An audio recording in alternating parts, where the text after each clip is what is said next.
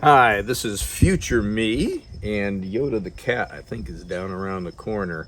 Uh, this is a 2006 Kia Sedona with a 3.8 liter engine that ultimately blew some gaskets, and I'm going to take you through the troubleshooting procedure on that. This is my own vehicle, and I was actually driving this when it happened on a long trip. There were really no signs of overheating. It happened really quick, driving at highway speeds like 80 miles an hour, and there was a little brrr, brrr, occasionally coming in and out. And, looking at the gauges, didn't see anything out of the ordinary. Then all of a sudden, that got a little steadier. Then it started losing power, and ultimately what it looks like happened is a T-fitting for one of the heater hoses broke, dumped the coolant, and it quickly overheated again. Once all this was happening, my focus was out the windshield. I don't recall seeing any the gauge climbing or anything like that. So anyhow, I'm going to stop the camera, then pick it up and show you that T-fitting, and we'll go from there. So here's that infamous plastic T-fitting on the heater hose. Let me zoom out here a little bit and see where we are. This is right up underneath the brake booster, and when this is all together, your throttle body and your air intake plenum and all that are right in here, and it's over that. You can't even see it.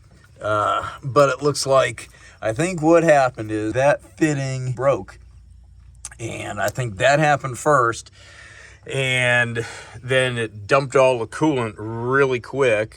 And again, this was in January in a cold climate. There wasn't really any signs of it. Didn't see the temperature gauge go up. And I kind of think in an aluminum block engine, once the coolant really isn't around that sensor, it's probably not, I can't say for sure, but probably not gonna really register an over temp, because the coolant it's supposed to be immersed in is gone. So the rest of the block probably cools down. Aluminum blocks cool down really, really quick. And this happened really, really quick. There were not very many warning signs or anything. Just that brrr, brrr. It would come in and out. It would come in, go away. And I think that was probably sounds of the compression, blasting to the outside world. And I'll show you how I went through the troubleshooting procedure to once I pulled off the valve covers and saw, man, the chains are fine. And something with timing was the first thing that was suspected. And I did do an initial compression check, and it's like low, but it was there. And in an interference motor, which this is, if the chains had broke and slammed valves into heads, and on this there are actually two separate chains for each side, it would have bent valves. You'd have had no compression. I had low compression, and I still had a full 150 in this cylinder, and all the rest were 30-ish. So I will take you through how I diagnosed that, and you'll have fun watching that. Okay, gonna try the same compression check on the backside, the right side head. So I poured fluid down into number one. I actually put a little in here and a little in here. And curious, I'm gonna go spin it up and see if compression goes way up, and if we start blowing out of here.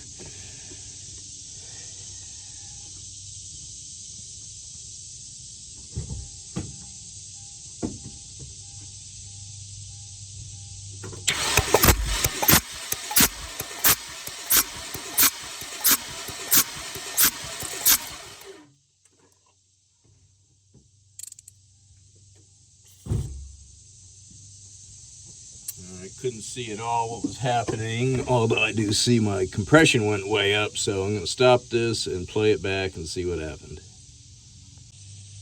All right, so glad that I did this at all to begin with pouring some fluid in the cylinders and seeing what happened with compression. So same thing happened on this bank as on this bank. Compression went up like 145 or so, up from like 30-ish. They were running like 30 to 60. And, you know, with the compression checker in here, we got this cylinder sealed, and we're blowing mist up out of the adjacent one. So that's telling me that the head gasket is blown between cylinders. Timing mark is set to TDC, as is confirmed not only by the timing mark, but the positions of our valves on number one, that bottom one that the light is shining on. That is exhaust. This is intake, so we can see it. Direction is this way of rotation.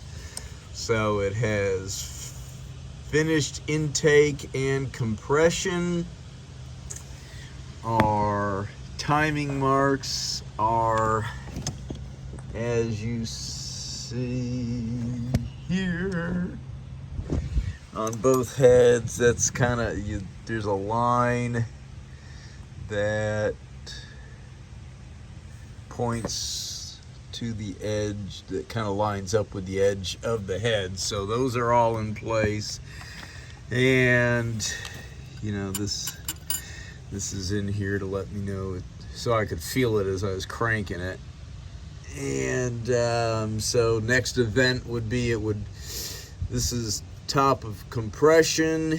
It would have ignition and combustion, and then this is our exhaust valve down there. So as it continued to rotate, it would put the top of that cam down on the lifter, and you would have exhaust. So everything's locked in place, so I can pull off the balancer, and then all the other steps to get the heads off, which I'll show that as best as I can.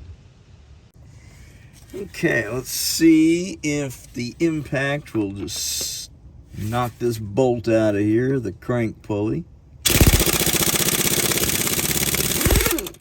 Yay! Alright, that was simple enough. So with that out, have to get a puller, 3-jaw puller, to grab around that and pull it off. I don't need to do that right this very second, but I will show how that works. Hey, the front balancer comes off with little to no effort. I used this puller and then put the bolt back in and just threaded it a good way. Found a happy medium to make up the distance for the bolt, and had the puller just grab down around the edges, and then this going into the to the end of the bolt here. And honestly, I'm just tightening it down by hand, and the pulley, the dampener, just popped right off. I mean, with me just twisting by hand. So I'm used to doing big V8s with a long, deep reach, and you can see this is like not. So it just popped right off.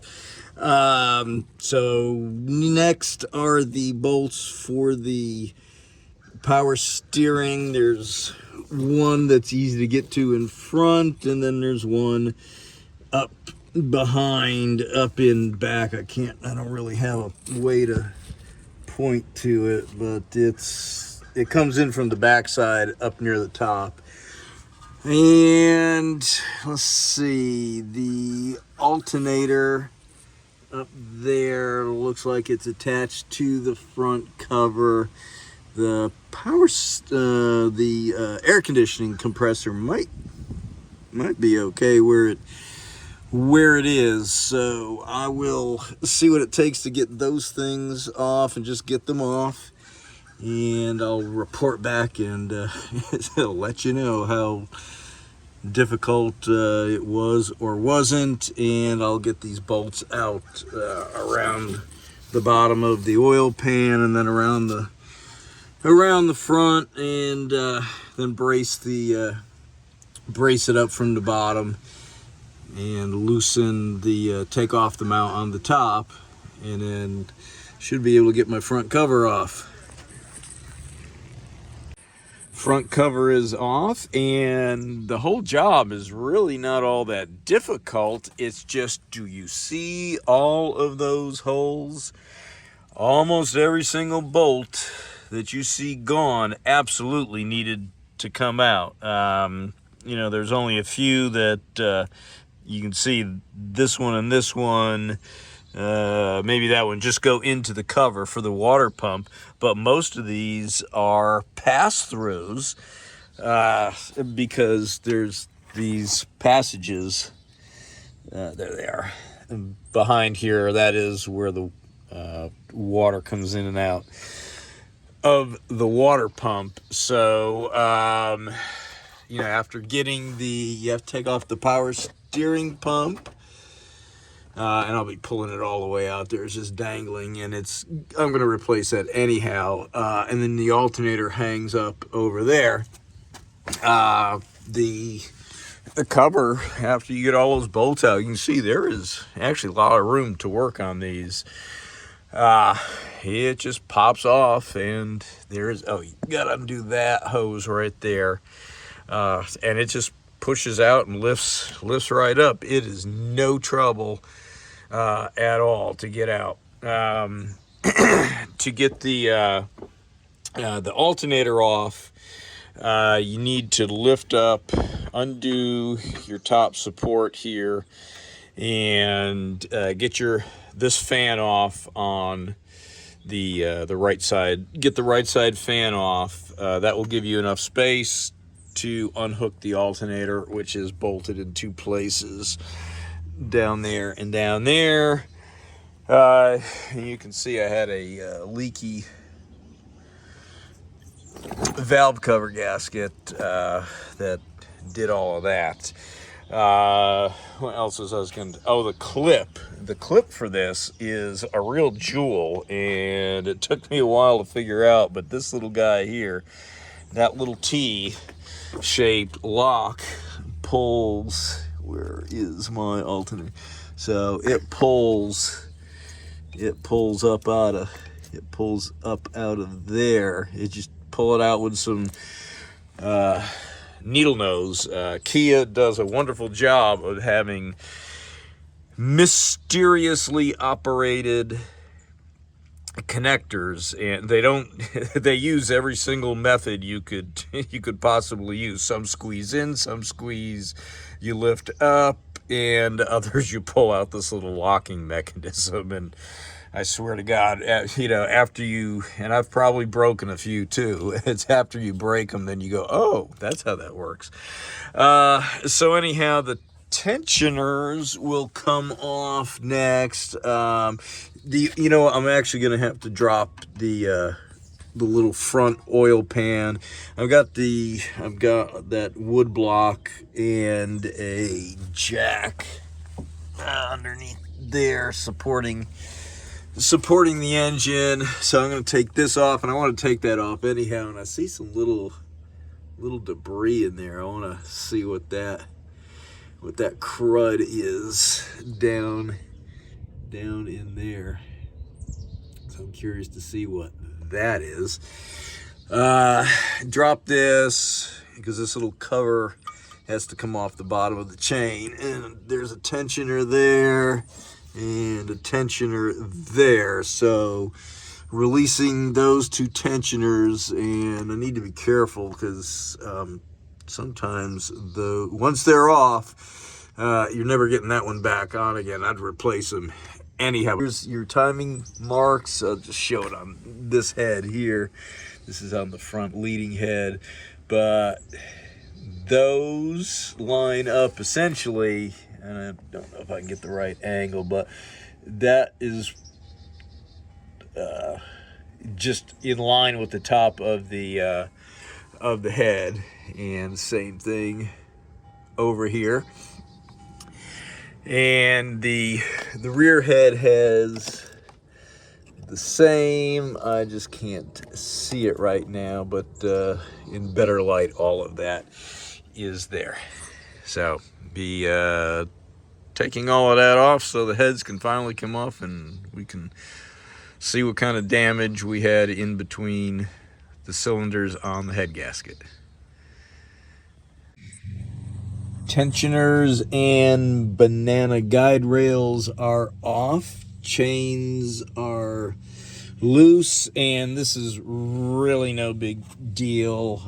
When doing the tensioners, there's a bolt going through on one side, and then there's a nut on the other. So what seems to make sense to do is just loosen the bolt, take the bolt out, then loosen the nut, and then the spring tension on the tensioner is just going to push it out.